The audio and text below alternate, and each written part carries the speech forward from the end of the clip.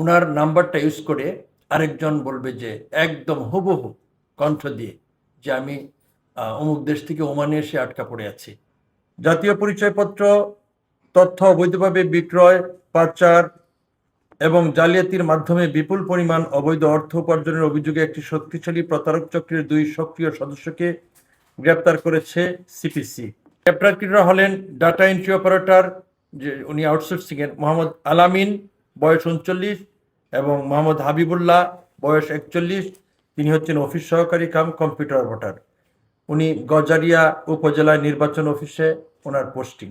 এই চক্রটি দীর্ঘদিন ধরে অর্থের বিনিময়ে এবং যোগসাজশে ওটিপি ট্রান্সফারের মাধ্যমে নির্বাচন কমিশন সচিবালয়ের এনআইডি মূল সার্ভারে প্রবেশ করে বিভিন্ন রকমের তথ্য সংগ্রহ করে এবং তা বিভিন্ন সোশ্যাল মিডিয়াকে প্ল্যাটফর্ম হিসেবে ব্যবহার করে বিভিন্ন ব্যক্তির নিকট বিক্রি করে বিপুল পরিমাণ অর্থ হাতিয়ে নিয়েছে।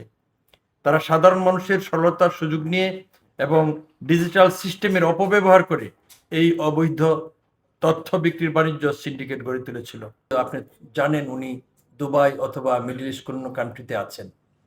তো ওনার নাম্বারটা ইউজ করে আরেকজন বলবে যে একদম হুবহু কণ্ঠ দিয়ে যে আমি অমুক দেশ থেকে ওমানে এসে আটকা পড়ে আছি। ওই নাম্বারটাকেই তারা ইউজ করে, বলে যে আমার এই জায়গায় টিকিট এই পর্যন্ত পাওয়ার পর বাকি টিকিটটা আমি পাচ্ছি না, তুমি ঢাকার থেকে এই নাম্বারেই টাকা পাঠাও বা অমুক এজেন্সিকে টাকা পাঠাও, তারা আমাকে টিকিটটা পাঠিয়ে দিবে। আপনাকে কিন্তু ওই নাম্বার থেকে কল দিয়েছে। তখন আপনি দ্রুত যে হ্যাঁ আমার ভাই বা আত্মীয়, খুবই প্রতাপশালী, প্রভাবশালী, সত্য, উনি একজন জেনুইন লোক, মিথ্যা বলার কোনো সুযোগ নাই, উনি কোনোদিন মিথ্যা বলেন নাই, তো নিশ্চয়ই উনি দুবাই এয়ারপোর্টে আটকা পড়েছেন। ইংল্যান্ড থেকে বা জার্মানি থেকে দুবাই পর্যন্ত আসার পর ওনার বাকি টিকিটটা পাচ্ছেন না। টিকিটটা মিস্টার জাহিদ অ্যান্ড এন্টারপ্রাইজকে আপনি ওখানে 1.5 লাখ টাকা জমা দিয়ে দেন, উনি আমাকে টিকিটটা পাঠিয়ে দিবে।